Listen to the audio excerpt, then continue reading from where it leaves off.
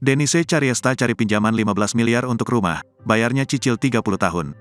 Denise Cariesta mencari pinjaman sebesar 15 miliar. Nantinya pinjaman tersebut akan digunakan Denise Cariesta untuk membeli rumah baru. Selanjutnya pinjaman tersebut bakal dilunasi Denise Cariesta selama 30 tahun ke depan.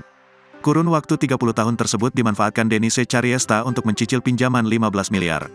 Hal tersebut disampaikan Denise Cariesta lewat akunnya @denisecariesta91. Gini Gus, gue butuh pinjaman 15 miliar sekarang juga, ke temen gue atau siapapun yang nonton video ini, ucap Denise, dikutip Tribun News Sabtu, tanggal 27 Januari tahun 2024. Gue butuh 15 miliar buat beli rumah Jaden, karena rumahnya banyak banget nyamuk, kasihan Jadennya bentol-bentol, lanjutnya. Apalagi masa kontrakan rumahnya bakal habis di bulan depan. Pun menurut Denise daripada mengontrak lagi, lebih baik langsung beli rumah. Untuk itu, ia mengumumkan niatnya meminjam uang 15 miliar kepada para pengikut sosial medianya. Lebih lagi, selebgram sekaligus pengusaha toko bunga ini juga janji akan melunasinya.